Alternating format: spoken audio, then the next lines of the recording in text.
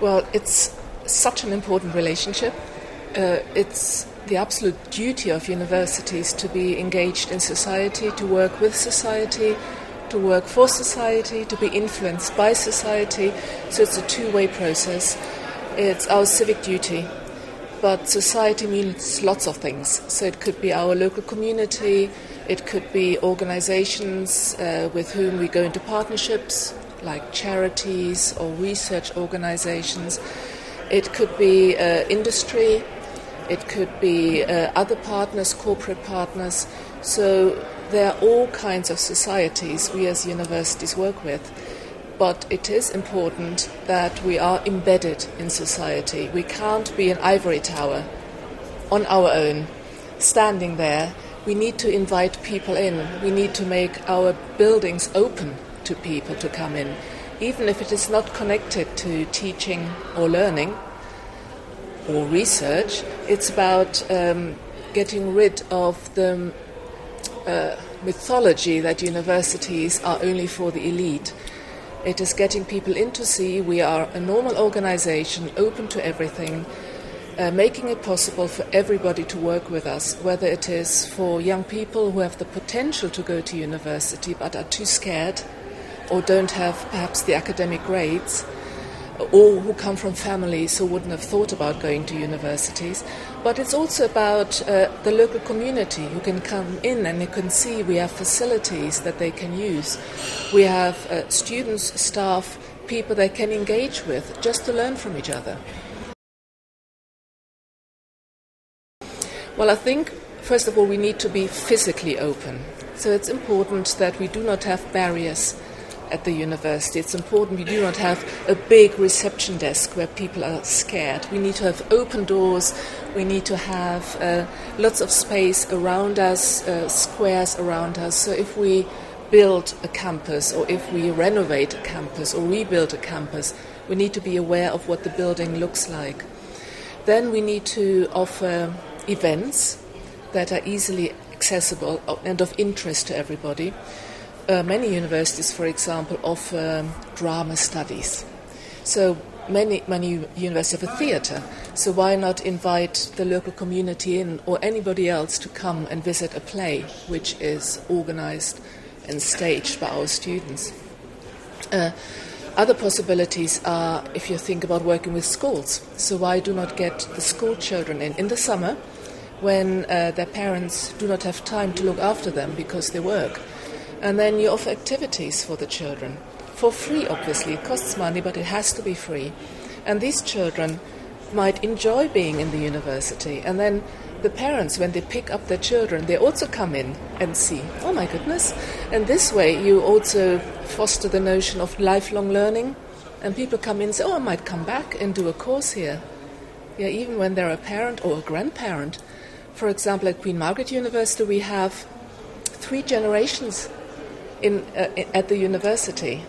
Yeah, we have child, mother and grandmother, all 3 of them studying at the university. And that is through the children's university, where the child first came in, then the mother, then the grandmother. It will affect them badly. It has affected them badly already. So it's for, 2 years now, we have been working on Brexit, or universities have been working on damage limitation. We have been trying, obviously, to influence government. We have been trying to influence the population, not to vote for Brexit. So we were very surprised. I think we universities were good at convincing ourselves, but we weren't very good at convincing the population that Brexit is a bad thing. So what has already happened since is at all kinds of levels. If you start with staff, academics, so 20% of our researchers are from continental Europe. And they are worried. They are worried that they cannot stay in the UK.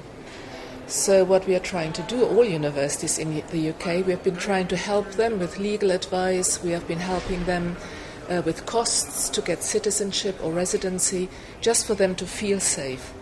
But nevertheless, there are many academics, European academics, who have gone either back to their home country or to another European country to work there because they feel Europe is their home and not Britain. Then there are students. Again, we have between 10 and 20% European students in our universities. At the moment, they are still treated like UK students. So in England, they pay the English fees. In Scotland, they don't pay any fees because the Scottish students don't pay fees. And the governments have promised that this continues for those students starting now this September for another 4 years.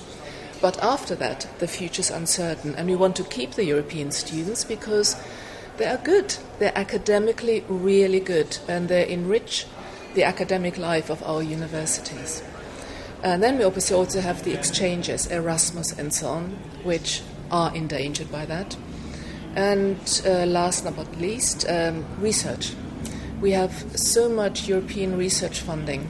So we have so many joint research projects with European universities. And already now we have European universities telling us we would like to work with you, but we think it is too risky if Britain is part of this research bid. So they are not going for it, and as a result we lose out. So it's happening already, the damage is already happening. And what we are trying to do in the UK is we are trying to establish bilateral relationships and partnerships with European countries. So I know that Oxford works with the various universities in Berlin, Cambridge works with Munich, and more this is happening to make sure that we continue having a place in Europe, at least as a university. I think, well, I hope that the Continental European University will think that they would miss UK universities and that they will also try to continue working with us. But I also know that it's another bureaucratic level, because at the moment we have frameworks in place in which we can work. And I could see Germany or Italy or other European countries saying, well, it's too complicated. You know, if we have to establish a new kind of regulation in order to work with the UK out with the system we have at the moment, that maybe we might be losing out. I hope not. But my impression at the moment is that certainly Europe wants to continue working with the UK, but it might become a little bit more complicated.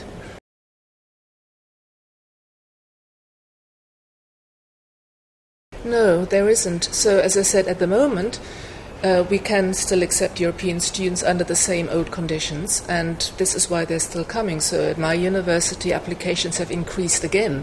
So we have 20% of our students are European students, and I think 25% of our applications for September are actually from continental Europe. So at the moment it's still increasing. But no, we cannot promise in the future. What we can promise is that European students will be extremely welcome, that we want them, that they are necessary for the lives of our British universities. But when it comes to financial status, that's a different matter.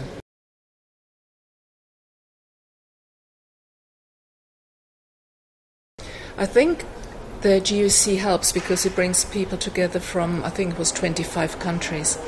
And you learn from each other, and that's very, very important. It teaches you to be humble, because very often you think that your system is the best one in the world, and obviously it isn't. And it also teaches you that if you think you have a problem, other countries have even bigger problems, so it can be therapeutic as well. But together we are then forced to analytically think about what should the values be of a university, irrespective of which country you are in.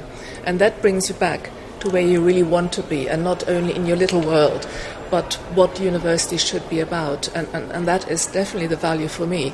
So it makes me think at a meta level again and bring it back to the UK.